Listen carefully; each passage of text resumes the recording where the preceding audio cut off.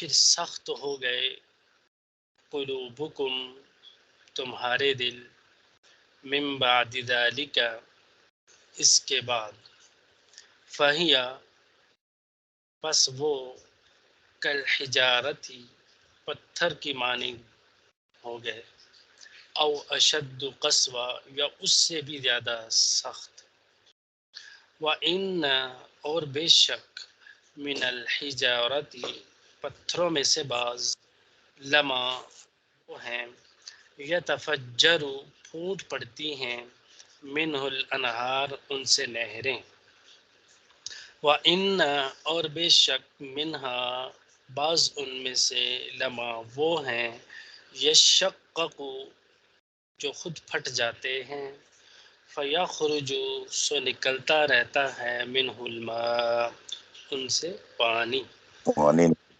جی ان منہا اور بے شک بعض لما وہ پتھر ہیں یہبط جو گر جاتے ہیں من خشیت اللہ اللہ کے خوف سے وما اللہ اور نہیں ہے اللہ تعالی بغافل بے خبر عما ان اعمال سے تعملون جو بھی تم کرتے ہو.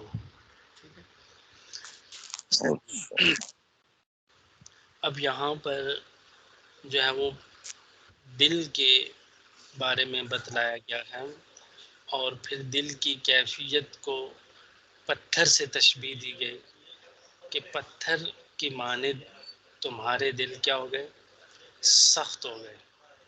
جس طرح پتھر سخت ہوتے ہیں اسی طرح اے یہودیو تمہارے دل بایمانہ تمہارے اباء و اجداد کے دل کیا ہو گئے پتھر ہو گئے تھے یا اس سے بھی زیادہ سخت ہو چکے تھے. ٹھیک ہے نا. تو جی یہ اس اعتبار سے کہا گیا ہے کہ پتھر ظاہر سی بات ہے کہ ایک سخت چیز ہے. اب دل گوشت کا ایک لوتھڑا ہے. نبی کریم صلی اللہ علیہ وسلم نے ارشاد فرمایا کہ جسم کے اندر گوشت کا ایک لوتھڑا ہے اگر وہ درست سمت پہ چل جائے تو پورا جسم صحیح درست پہ صحیح سمت پہ چل پڑتا ہے. اگر وہ خراب ہو جائے اس کے اندر فساد آ جائے گڑبڑ کرنا شروع کر دے تو پورے جسم کے اندر گڑبڑ شروع ہو جاتی ہیں فساد اور خرابیاں پیدا ہونے لگتی ہیں. الا وہی القلب جان دو کہ وہ گوشت کا لوتھڑا دل کا ٹکڑا ہے. اچھا جی جی وہ یعنی کہ جو گوشت کا لوتھڑا ہے وہ دل ہے. تو اگر وہ ٹھیک ہوگا تو سارا جسم ٹھیک اگر وہ خراب ہے تو سارا جسم خراب ہے. تو سب سے بنیادی چیز انسانی جسم میں وہ دل ہے اور دل کی بنیاد پر ہی انسان کی زندگی اور موت بھی ہوتی ہے اور دل و دماغ ہی انسان کے لیے منبع اور بنیاد کی حیثیت رکھتے ہیں. اور دل جو ہے وہ پورے انسانی جسم کے اندر جو ہے وہ ایک بادشاہ کی بھی حیثیت رکھتا ہے جسمانی اعتبار سے بھی اور روحانی اعتبار سے بھی. اور چونکہ جب دل کی دھڑکن آپ کو پتہ ہی ہے گھٹ جائے کم ہو جائے بند ہو جائے تو انسان بھی ختم ہو جاتا ہے. اور اسی طرح جو ہے وہ دل کے اندر جو ہے وہ اللہ رب العزت کا ایک مسکن جسے کہہ سکتے ہیں. ویسے تو اللہ کی ذات بابرکات ہر جگہ پہ موجود ہے آسمانوں میں زمیناً ایون ہر جگہ میں. لیکن جو کہتے ہیں کہ مسلمان کا اور مومن کا جو دل ہے اللہ جو ہے وہ اس میں آتے ہیں اللہ اس میں آتے ہیں. تو اب یہ دل ہے ہم نے اس کو پاک رکھنا ہے. نہ صرف یہ کہ پاک رکھنا ہے بلکہ اس کی روزانہ کے اعتبار سے اس کی یعنی کہ بڑھوتری کرنی ہے اور اس کو پاک صاف منزہ کیے جانا ہے. کیونکہ نبی کریم صلی اللہ علیہ وسلم جب ان کا بچپنا تھا چھوٹی عمر تھی تو آپ علیہ السلام کا شق صدر ہوا کہ سینے کو چاک کیا گیا اچھا سینے کو چاک کر کے فرشتوں نے جو ہے وہ 5 سال کی عمر تھی تو اپنے چچا ابو طالب کے ساتھ جا رہے تھے تجارت کی غرض سے، تو جو ہے وہ دیکھا نہیں بلکہ اس سے بھی پہلے جب 2 کہ 3 سال کے تھے تو اپنی جو ہے وہ مطلب دودیارہ جو بھائی تھا ان کا، مائی حلیمہ کا بیٹا، مائی حلیمہ کا بیٹا تھا یا بیٹی تھی غالباً، یا بیٹا تھا، اب مجھے سے یاد نہیں آ رہا، بلکہ ان کے ساتھ مائی حلیمہ نے بھیج دیا تھا کہ کھیلنے کے لیے۔ اچھا تو جب وہ گئے تو وہاں پر جو ہے وہ دیکھا اس بچی نے کہ یہ جو ہے ان کو، یعنی اس بچے کو، جناب نبی کریم صلی اللہ علیہ وسلم کو 2 فرشتے آتے ہیں اور شق صدر کرتے ہیں، اور شق صدر کر کے سینے کو چاک کر کے دل کے لوتھڑا جو ہے وہ نکالتے ہیں، اور ایک تشت ہوتی ہے ان کے پاس، اور اس تشت کے اندر کچھ چیز ہوتی ہیں، پھر اس برف کا ٹکڑا ہوگا، ایسے روایت میں آتا ہے، اس کے ذریعے جو ہے وہ اس کو صاف کیا کرتے ہیں، اس کے لوتھڑے کو، اچھا اس کے لوتھڑے کو صاف کر کے مطلب دھو دھا کے پھر دوبارہ سے جی اس کو اپنی جگہ میں رکھ دیتے ہیں، پھر سینے کو بند کر دیتے ہیں۔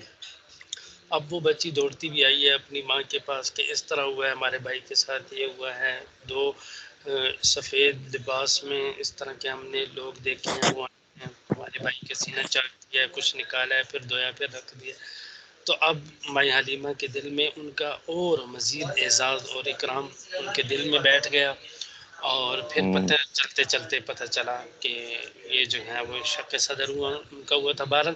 3 مرتبہ جو ہے وہ نبی کریم صلی اللہ علیہ وسلم کا جو ہے وہ شق صدر ہوا تھا، اور ایک دفعہ یہ چھوٹی عمر میں، ایک دفعہ جو ہے وہ جب جوان ہو گئے تھے، اور ایک دفعہ معراج کے موقع پر، ٹھیک ہے نا، جب آسمانوں پر جانے لگے تو اس سے بھی پہلے فرشتوں نے آپ کے دل کو نکال کر دھو کر دوبارہ رکھ دیا۔ تو کیا مطلب کہ دل اللہ رب العزت کی وہ ایک پیدا شدہ عجیب و غریب قسم کی ایک چیز ہے، یعنی کہ اگر ہم روحانی طور پر مضبوط ہوں گے تو ہمارا جو ہے وہ دل وہ انتہائی زیادہ ایک تو سکون اور طمانینت محسوس کرے گا، اور ساتھ میں نہ صرف یہ کہ سکون بلکہ اللہ رب العزت کی یاد سے دل دھڑکے گا بھی، اور واضح طور پر اس کی دھڑکن جو ہے وہ انسان محسوس کرتا ہے۔ ایک تو ہے نا ہلکا ہلکا سا دھڑکنا جس سے خون پمپ ہوتا ہے، سپلائی ہوتا ہے پورے جسم میں، ایک ہے کہ اللہ رب العزت کی جو ہے وہ اللہ رب العزت کے ذکر سے اتنا زیادہ مضبوط ہو جاتا ہے، وہ آؤٹ آف کنٹرول ہو جاتا ہے، ایسے اس کی جو دھڑکن کی جو کیفیت ہے وہ انسان خود محسوس کرتا ہے، بلکہ اس کی دھڑکن باہر جسم سے بھی باہر محسوس ہے، اتنا زیادہ دھڑک رہا ہوتا ہے۔ تو اب یہ کیا ہوتا اچھا ہے جی، یہ جی اللہ جی رب العزت کا جتنا بھی ذکر کیا جائے، صبح شام اللہ کی یاد کو اپنے دل میں انسان بسائے، اور رونے سے جو ہے وہ اپنے دل کو نرم کیا جائے، تو یہ کیا ہوتا ہے پھر دل کو جی زمین ہے یہ نرم پڑ جاتی ہے، ٹھیک ہے نا، جیسے کہ ایک باہر کی زمین ہے، آپ اس کو جتنا سنواریں گے، جتنا بنائیں گے، اس زمین میں پانی لگائیں گے، جوتیں گے، ہل چلائیں گے، تو جتنی نرم کریں گے اتنی زرخیزی آئے گی، اتنا ہی اس کے اندر جو ہے وہ مطلب زراعت اور کھیت کھلیان زیادہ ہوگا۔ تو ایسے ہی اچھا دل کی زمین کو ہم زیادہ سے زیادہ جو ہے وہ نرم کریں گے، نرم رکھیں گے، تو اتنا ہی اس سے نیک اعمال زیادہ پھوٹیں گے، ہو جائے گی بات۔ ہاں اور جی اس سے صادر ہونے والے جو اعمال ہیں وہ ہمیں ہر وقت میں ایک تو سکون جو ہے وہ دلاتے رہیں گے، اور ساتھ میں جو ہے وہ ہمیں اسی طرح کی جو روحانی بیماریاں ہیں، نفرت ہو گئی دوسروں سے کرنا، کینہ دل میں رکھنا، بغض رکھنا، یا دوسروں کے عداوت رکھنا، یا دشمنی رکھنا، یا منفی پوائنٹ، منفی سوچ رکھنا، یا انسان خود بخود ڈپریشن میں شکار، ٹینشن کا، ایون ہر چیزوں سے اس کو راحت اور سکون ملتی ہے جب اس کا دل اللہ کی ذات سے اور اللہ کی یاد سے منور اور تر و تازہ رہے، ٹھیک ہے اچھا نا جی۔ ہاں جی یہ آپ جو ہے وہ خود بھی جتنا بھی آپ ذکر کرتے ہیں اس کو بڑھا چڑھا کر دگنا چار چگنا کیجیے. یا ایھا الذین آمنوا اذکروا اللہ ذکرا کثیرا وسبحوا بکرۃ واصیلا. اے ایمان والو ذکر الہی خوب کیا کرو، کثرت کے ساتھ کیا کرو، اللہ کو خوب یاد کیا کرو، صبح بھی شام کو بھی. ٹھیک ہے نا. اور دوسری ایک آیت ہے وہ بہت انسان کو جو ہے وہ جھڑک دیتی ہے اور بہت ہی اس کو سن کے پڑھ کے رونا بھی آتا ہے اور بہت عجیب سی کیفیت بھی ہو جاتی ہے کہ خود قرآن کہتا ہے وَمَا قَدَرُ اللَّهَ حَقَّ قَدْرِهِ، اور قدر نہیں کی انہوں نے اللہ کی جیسا کہ قدر کرنے کا حق ہے. ٹھیک ہے نا. یعنی کہ جب ہم اللہ کی نعمتوں کا استحضار کریں نا تو یقین کیجئے دل ہی نہیں چاہتا کہ اللہ سجدے سے اپنا سر اٹھائیں اور ہر وقت ہم یہ کہیں کہ اللہ کی عبادات میں اور اس کے جو ہے وہ یاد میں اب جو ہے مصروف رہیں اور کوئی بھی لمحہ ہمارا بنا یاد الہی سے نہ گزرے. جب یہ کیفیت بن جائے اور رونا اور آنسو کا نکل جانا اور پھر دل کی کیفیت کا بن جانا اور انسان پر جو ہے وہ کیا کہتے ہیں کہ کیفیت کا طاری ہو جانا کہ انسان وجد کی حالت میں چلا جائے. ٹھیک ہے نا. تو یہ اصل مقصود ہوتا ہے ہمارا قرآن پڑھنے کا، پڑھانے کا، سیکھنے کا، سکھانے کا. زیادہ سے زیادہ ایک تو قرآن کی تلاوت کی جائے، اس کے معانی کو، اس کے تراجم کو مستحضر رکھتے ہوئے اور ساتھ میں جو ہے وہ اللہ سے اپنے جو ہے وہ گناہوں کی معافی بھی مانگتے رہنا چاہیے. صبح شام 100 دفعہ صبح 100 دفعہ شام کو استغفار ہونا چاہیے تاکہ اللہ رب العزت ہم سب کے دلوں کو کیا کرے، نرم فرمائے. اور ہم جو بھی بات جی سنیں، آمین. جی ہم جو بھی بات نیکی والی سنیں، ہدایت کی سنیں، کسی بھی جگہ میں دیکھیں تو فوراً ہمارے دلوں پہ اس کا اثر آ جائے اور ہمارے لیے نیکی کی راہوں پہ چلنا آسان ہو جائے. آج 99% ہم لوگوں کا المیہ کیا ہے کہ ہم نے اپنے دلوں پہ محنت نہیں کی بھی. ٹھیک ہے نا. دیکھو جی دلوں کے اندر کے دل ہمارے گناہوں سے بھر چکے ہیں. نبی کریم صلی اللہ علیہ وسلم نے فرمایا کہ ان المؤمن اذا اذنب كانت نقطة سوداء في قلبه، کہ ایک مومن جب کوئی گناہ کرتا ہے تو اس کے دل پر ایک سیاہ دبا لگ جاتا ہے. ٹھیک ہے نا. اور اگر وہ جی توبہ اور استغفار کر لے وَإِن تَابَ وَاسْتَغْفَرَ ثَقُلَ قَلْبُهُ، اگر فوراً سے بھی وہ توبہ طائب ہو جاتا ہے، گناہوں کی معافی مانگ لیتا ہے تو وہ جو سیاہ دبا دل پہ لگا ہوا ہے وہ اتر جاتا ہے، وہ ختم ہو جاتا ہے. اگر وہ توبہ طائب نہیں ہوتا یہاں تک کہ وہ دوسرا گناہ کر بیٹھتا ہے، دوسرے سے تیسرا، تیسرے سے چوتھا، 10واں، 20، 50 گناہ کر بیٹھتا ہے، 100 گناہ ایون کر جاتا ہے، توبہ اور استغفار نہیں کرتا. لیکن توبہ اور استغفار بھی شرائط کو ساتھ کی رعایت رکھتے ہوئے کہ فوراً سے گناہوں پر ندامت ہو، آئندہ نہ کرنے کا عزم مصمم ہو اور فوراً سے اس گناہوں کو چھوڑ دیا جائے. ان شرائط کے ساتھ توبہ اور استغفار کرتا ہے تو پھر تو ٹھیک ہے. اور اگر توبہ استغفار نہیں کرتا، یہاں تک کہ گناہ کرتے جاتا ہے، تو پھر کیا آتے ہیں حدیث پاک کے الفاظ ہیں کہ اس کا دل جو ہے وہ گناہوں سے پورا بھر جاتا ہے، کیونکہ دل پر لگتے لگتے دبے لگتے لگتے لگتے پورا کا پورا دل سیاہ ہو جاتا ہے. فذالکم الذی ران، ٹھیک ہے نا. اس جو ہے وہ پورے کے پورے سیاہ دل کو قرآن نے ران کے لفظ سے تعبیر کیا ہے.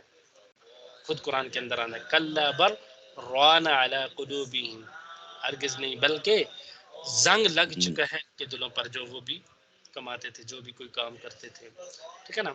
تو میرے کہنے کا یہ جو مطلب ہے کہ دل پہ ہم سب نے بہت زیادہ محنت کرنی ہے.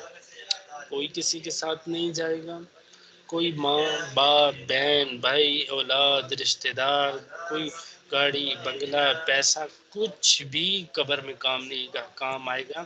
تو ہمارا یہ قرآن کا پڑھنا زیادہ سے زیادہ، ہمارے نیک اعمال کرنا اور ہمیں اللہ سے ڈرتے رہنا، توبہ استغفار رہنا اور اس کے اور حقوق العباد جتنے بھی ہیں ان کے سارے کے حقوق کی پورا کرنا، بس یہ ہماری زندگی ہے. ٹھیک ہے نا.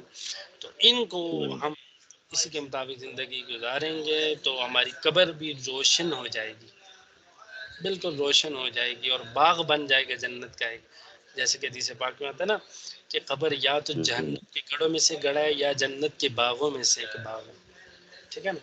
تو وہ جب ہی ہوگا کہ جب ہم اعمال کو اپنے ساتھ لے کے جائیں گے، تو ایک طرف قرآن کھڑا ہو جائے گا، ایک طرف روزے کھڑے ہو جائیں گے، ایک طرف نماز ہوگی، ایک طرف حقوق العباد ہوگی، ایک طرف اخلاقیات ہوگی، ایک طرف کوئی نہ کوئی نیکی سامنے آ جائے گی، تو وہ ہمیں برائیوں سے اور ہمیں جو ہے وہ یعنی کہ عذابات سے کیا ہو جائیں گے، بچاتے جائیں گے۔ تو یہ بچاتی اعمال ہے. کی یہ اعمال کتنی زیادہ قدر و قیمت ہمیں ہونی چاہیے، اور ان جی اعمال کی جو ہے وہ ملنے والے جو انعامات ہیں، اور سب سے بڑھ کر یہ جو انعام ہے کہ اللہ ہم سے راضی ہو جائے، اس بات کو ذہن میں رکھتے ہوئے جب ہم کوئی بھی نیک عمل کریں گے تو ایک تو ہمارے اندر ذوق اور شوق پیدا ہوگا، دوسرا ہم پھر کوئی بھی نیک عمل کرنے میں کمی اور کوتاہی نہیں کریں گے، غفلت نہیں برتیں گے، ٹھیک ہے نا؟ جی یہ یہاں پر بھی وہ ہے کہ اب اس آیت کے ضمن میں یہ ساری بات آ چکی تھی۔ اب چونکہ یہودیوں کو اتنی زیادہ باتیں، نعمتیں، سب کچھ دینے کے باوجود بھی وہ ٹس سے مس نہیں ہوتے ہیں، کچھ بھی عمل نہیں کرتے ہیں، تو اس کی کیا ریزن ہو سکتی ہے؟ تو یہی بتایا ہے کہ ثم قست قلوبکم، پھر سخت ہو گئے تمہارے دل، من بعد ذالک، اچھا اس کے بعد جی اتنے نعمت دینے کے، فہی کالحجار، یعنی پتھروں کی مانند ہو گئے، او اشد قسوہ، یا اس سے بھی زیادہ کیا ہو گئے، سخت ہو چکے ہیں۔ اب پتھروں ہو میں تو بعض چکے ہیں. بتایا کہ پتھر بعض تو ایسے ہوتے ہیں کہ جن سے نہریں پھوٹتی ہیں، ٹھیک ہے نا؟ یہ ان کی صفت ہے۔ بعض دیکھا ہوگا آپ نے شمالی علاقات میں جاؤ تو وہ بڑے بڑے پتھروں سے پانی نکل رہا ہوتا ہے، ٹھیک ہے نا؟ خوب جی چشمے بہ رہے ہوتے ہیں، نہریں نکل رہی ہوتی ہیں۔ وَإِنَّ مِنْهَا لَمَا يَشَّقَّقُ فَيَخْرُجُ مِنْهَا، بعض پتھر وہ پھٹ جاتے ہیں، لڑکتے لڑکتے پھٹ جاتے ہیں، صحیح. ان سے پانی رسنا شروع ہو جاتا ہے، ایسے بھی ہوتا ہے۔ اور بعض ایسے ہوتے ہیں لما یحبط من خشیت اللہ، جو اللہ کے ڈر اور اللہ کے خوف سے جو ہے وہ گر جاتے ہیں، ٹھیک ہے نا؟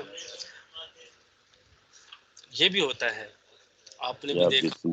لینڈ سلائڈنگ بھی ہاں ہوتی ہے، اور لڑک جاتے ہیں بعض پتھر، اور بعض کسی جگہ میں آ کے اٹک جاتے ہیں، بعض بالکل آ کے سڑک پر گر جاتے ہیں۔ تو یہ یا پتھر یعنی یہ بھی اللہ کے ڈر سے، اللہ کے خوف سے جو ہے وہ گر جاتے ہیں۔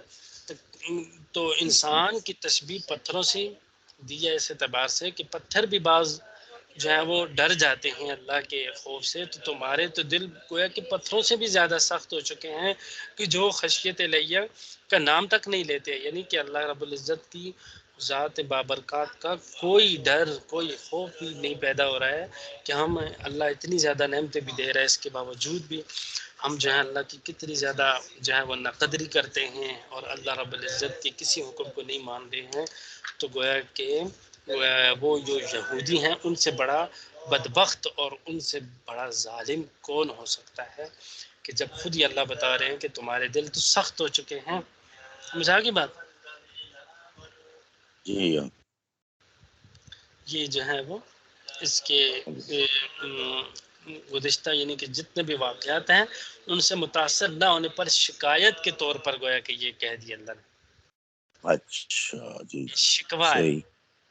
کہ ما ہاں قبل کے گزشتہ کے جتنے بھی واقعات ہیں متاثر نہ ہوئے، اور یہ خطاب ہو رہا ہے بالخصوص نبی کریم صلی اللہ علیہ وسلم کے زمانہ کے یہودیوں کو بھی، اچھا جی چونکہ ان کے آباء و اجداد کے قصص اور ان کی ساری جو نعمتیں ہونے والی جو ان پر تھی وہ ساری کی ساری بیان کر کے اس بات کی طرح اشارہ کر دیا ہے کہ اب تو تمہارے دل، اے یہود کو، تمہارے دل تو اب نرم ہونے چاہیے کہ اتنی نعمتیں اللہ نے دی ہیں ہاں لیکن اس کے باوجود بھی تم کیا ہو، سخت دل ہو، ٹھیک ہے دل نا؟ ہو. جی ثم قست قلوبکم، پھر سخت ہو گئے تمہارے دل، من بعد ذالک، اس کے بعد ایمانہ، ان تمام واقعات کے بعد، ٹھیک ہے نا؟ فاہیہ، وہ دل کی طرف اشارہ ہے، فاہیہ کل حجارتی، کس کی مانند ہوگئے، پتھروں کی مانند، او اشد قسوہ، یا اس سے بھی زیادہ سخت، اشد کا مطلب ہوتا ہے زیادہ سخت، ٹھیک ہے نا؟ اس سے بھی زیادہ کیا ہو گئے، سخت ہیں۔